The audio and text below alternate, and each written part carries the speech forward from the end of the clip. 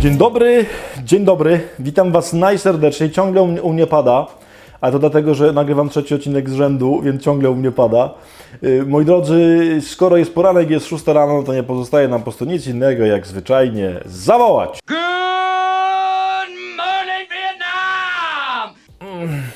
Kochani, witam Was bardzo serdecznie w kolejnym odcinku, to już czwartek w sensie, jesteśmy już prawie na weekendzie.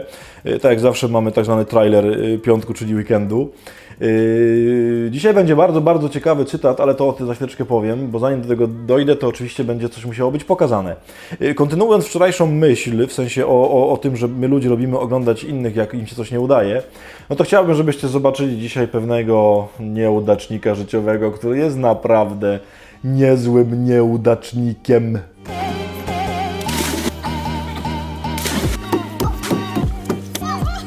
To jest po prostu jakbym sam siebie oglądał, po prostu ja nieustannie to robię, po prostu nieustanna wtopa, nieustanny upadek, nieustannie chciałem dobrze, wyszło jak zawsze. Właśnie to jest w ogóle jedno z moich ulubionych zdań. Chciałem dobrze, wyszło jak zawsze. Dlaczego to? Dlatego, że oczywiście dobrze oglądać upadki innych, ale kochani, dzisiaj będzie cytat, bardzo wyjątkowy cytat, bo dzisiaj będzie cytat niewiadomego pochodzenia. Już Wam mówię, jak ten cytat znalazłem. Kilka dni temu, jak przyleciałem do Chicago, to pierwszej nocy zgarnęło mnie na spanie takie małżeństwo, w sensie rodzina taka cudowna, tak zwane korki. Ewa z Konradem i ich 3 córki. Spałem u nich w domu, mają w basemencie, w sensie w piwnicy, taki pokoik gościnny, gdzie kiedyś było miejsce, gdzie jedna z córek, Iza chyba, uczyła się. No tak się uczyła, że bazgrała po ścianach, nie? W sensie i ma taką, jest tam cała ściana, gdzie są po prostu wypisane różne cytaty mądrych ludzi. Niestety zazwyczaj jest napisane, nie jest napisane, skąd pochodzą. I dzisiaj będzie właśnie cytat z tejże ściany. Przypuszczam, że się jeszcze nie raz pojawi, bo zrobiłem tam dużo zdjęć. Więc już Wam mówię, jaki to będzie cytat. Błędy są drzwiami, tudzież portalami do odkryć. Nie wiem, kto napisał to zdanie, nie jest to istotne, bo to jest w ogóle super zdanie, nie? Zdanie, które funkcjonuje w naszym języku polskim od dawna, w sensie, żeby się uczyć na błędach, ale ja myślę, że my trochę nie rozumiemy tego zdania.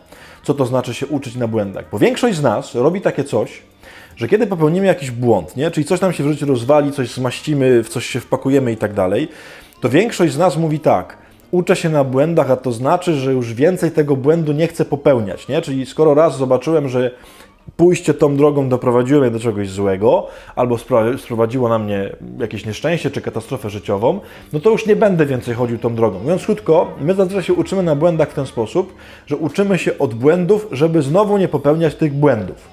I to w ogóle jest całkiem spoko, w takim sensie to jest mądre, ale dzięki temu cytatowi można zrozumieć coś więcej. Otóż to nie jest tak, albo nie tylko tak, że błąd, porażka, upadek, niepowodzenie jest czymś, co macie nauczyć, żebyś tego nigdy więcej nie popełniał, tylko nie. Możesz się nauczyć w tych błędach, w tych porażkach szukać czegoś, co Ci otworzy zupełnie nowy świat. Czegoś, co sprawi, że zobaczysz zupełnie nowy sposób patrzenia. Moi drodzy, ja to widziałem w swoim życiu jakby bardzo wiele razy, że kiedy człowiek się ośmieli uważnie się przypatrzeć swoim błędom, uważnie się przypatrzeć temu, jak do nich doszło, jak to się stało, jak to wyglądało, a co najważniejsze, jakie się otworzyły przestrzenie w związku z tymi błędami, to nagle można zobaczyć, że Pan Bóg Cię zaprasza do czegoś zupełnie nowego. Jakby do takiego sposobu działania, którego byś nie odkrył, nie zobaczył, jakby nie stanąłby otworem przed Tobą, gdybyś tego błędu nie popełnił, bo byś tam nigdy nie wlazł i byś nie zobaczył ścieżki stamtąd. Kochani, chciałem Was zaprosić do czegoś. Trudno mi to mówić o konkretach, dlatego że każdy z Was ma inne błędy, mamy inne porażki, mamy innego rodzaju przegrane. I nie chodzi mi oczywiście, że to da się zrobić z każdym błędem, z każdą porażką. No pewnie nie. Ale chciałbym, żebyście popatrzyli na jakieś takie swoje wtopy, takie rzeczy, które no właśnie ciągle sobie mówicie, dobra, żebym tego nigdy więcej nie zrobił. I uwaga, to w ogóle, że nie chcesz tego nigdy więcej robić, bardzo w porządku. Tylko pomyśl jeszcze, a czy tam się nie otwiera, nie zobaczyłeś czegoś, co mógłbyś robić? Bo bardzo często na przykład jest tak, że coś robiłeś, bo myślałeś, że to będzie w ogóle super w moim życiu.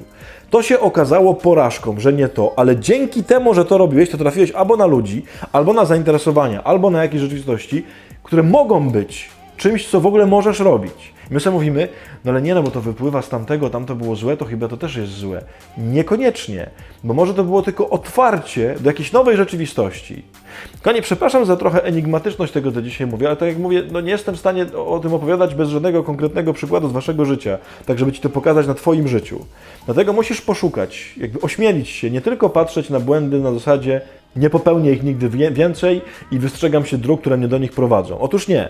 Przypatrz się temu i zobacz, czy może tam się nie otworzyło coś, co ci pokazało, kurde, właśnie to jest beznadziejne, a tamto jest super. I to, że to jest super, zobaczyłeś dopiero wtedy, kiedy zobaczyłeś tą beznadzieję. Spróbujcie. To jest duża odwaga, ale to jest coś, co naprawdę może wam otworzyć zupełnie nowe przestrzenie i horyzonty.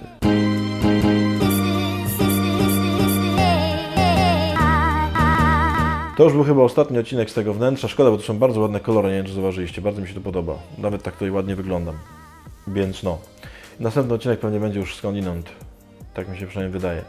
To widzimy się jutro z innego miejsca o 6 rano. Mam nadzieję.